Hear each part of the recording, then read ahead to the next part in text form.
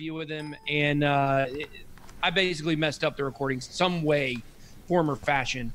So we're very thankful to have him come back on the show, and very glad that he agreed to come back on. So, Richard, how are you doing today?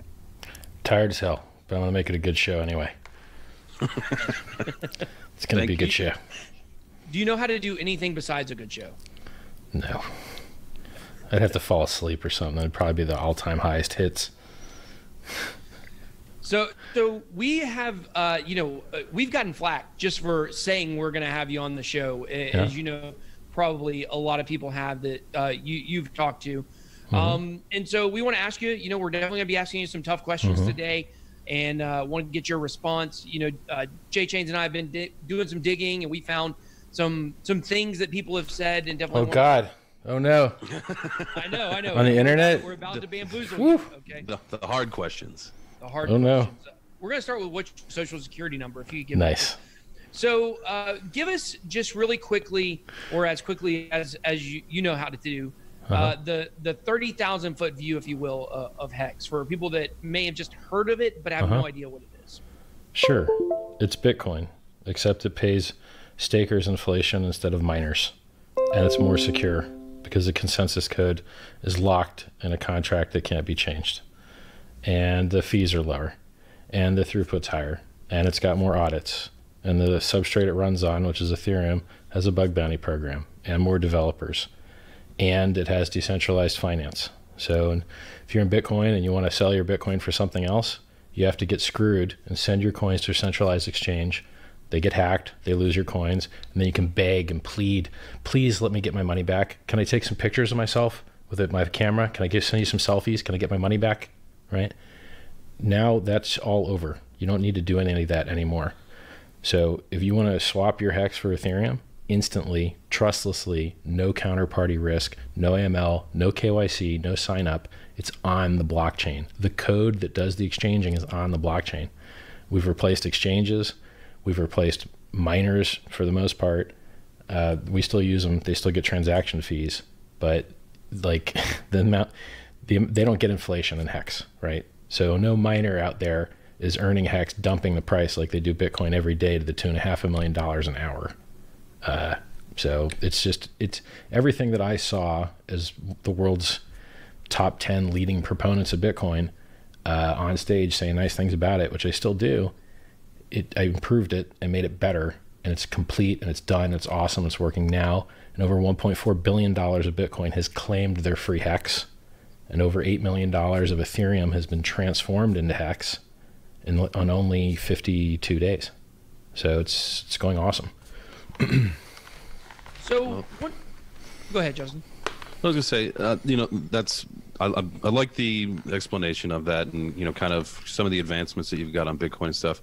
In one of the articles that I was reading, and this is an article that you're reading and seeing everywhere. It's being dubbed as a Ponzi scheme, a scam, not connected, but it's to the likes of BitConnect. Your website, it says that it's designed for 10,000x returns. I mean, that would fail the Howey test. I think the last time that you spoke with you don't know shit about the Howey test to make that statement. I know more about it than you, and I can educate you if you want. Sure. Yeah, it's very simple. The Howey test states that a security is when people give money to a pool with the expectation of profit solely from the work of others. In HEX, only you can mint your own coins. No one else in the world, only you. When you free claim your HEX, you mint your own HEX. You mine them from scratch. They never existed before you invented them. You're doing all the work. When you stake your HEX, you burn your coins. And then when you end stake, you actually mint new coins and a reward. You do all that, and no one else in the world could possibly do it for you because you're the only person in the world that has your private keys that you generated. So they put the word solely in Howey because who does the work matters a lot. If you're the one doing all the work, maybe you've got a job, or maybe you've got a business opportunity. Maybe you've got a lot of different things, but what you don't have is a security. And then over time, they've tried to water down Howey and weaken it and break that word solely. And they say, oh, well, now it's a division of labor. Okay, cool. It's a division of labor. You're doing it all. No one else is doing any work for you. You're doing everything. So it ain't a security, just from that perspective. But then we go farther. We say, okay, you also have to have expectations of profit from the work of others. And so we make sure you have no expectations by saying you must have no expectations. So do you know what the people that transform their Ethereum into HEX have been promised? Nothing. Absolutely nothing. But a bunch of idiots that have never actually participated in the ecosystem or been in the chat rooms or watched the videos or read the website think, oh my God, it's an ICO. They're being promised things. No, we're the opposite of an ICO. We're fully complete and finished now and working awesome now. There's no hope. There's no dreams. There's no entrepreneurial effort. There's no managerial effort. It already works and it's already awesome and it's already distributed. And you could use it through Etherscan. You could use it through another hex. You could use it through hardhex.xyz. You could use it a bunch of different ways. It's just code sitting on the blockchain inert. People have to run it for the network to exist. So when you run it, you're the network. So as far as the Howey test goes, people make this mistake all the time. They think that making claims to profit somehow triggers Howey. It doesn't. Houses go up in value. Are they securities? Ferraris go up in value. Are they securities? Baseball cards go up in value. Are they securities? Going up in value has no relevance to the Howey test. Who causes it to go up in value? And under what pretense is the entire rubric that securities law exists under? Well, we've certainly seen people in the crypto space, founders, CEOs, try to argue in roundabout ways that their project isn't a security. And then we've also seen the SEC come in, like in the case of Veritasium, like Reggie Middleton, come in and say, okay, regardless of how you, regardless of how you said everything was set up, we're still going to come in and we're going to say, we're going to basically, claim false flags on that and say, no, it is a security after all. And that's kind of what happened in that case. I think why wouldn't it? Said Veritasium tokens were really more like gift cards than actually like tokens. Yes, but indeed, were they? No, they were not. Right. Like they don't, like it doesn't, this is another thing people fuck up. So, and I want to get back to that claim about the 10,000x because that's important as well. It doesn't matter what you call the thing. It matters how the thing actually functions. All right? So if in HEX, is someone else giving you your coins? No. Well, then how can it be a sale when you're inventing them yourself? You, using your own computer and your own random number generator, are creating something that has never existed before. It's not a sale. You invented it.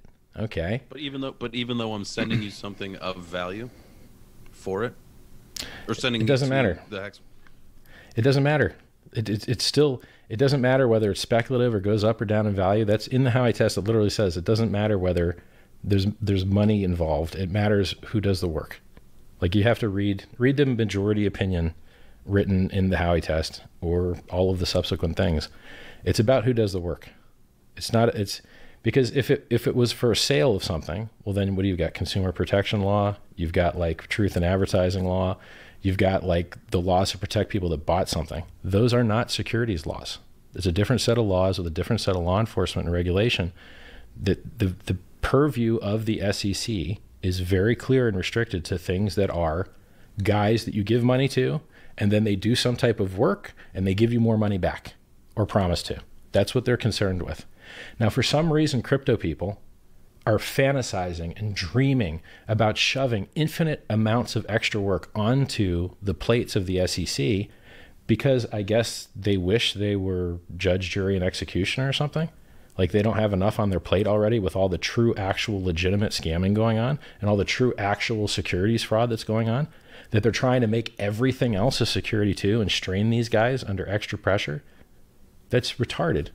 So I believe what Reggie Middleton did was an obvious, they publish things about this, right? Like for instance, is it complete when it's released? Okay, if it's not complete when it's released, well then maybe people could assume that someone's going to do some work. And maybe that's a security. HEX is complete. It's done. You can't edit it. It's in the blockchain. It's over. It's done. So there's no comparison. A complete project that is nothing in comparison to like non-complete project. They're not the same thing.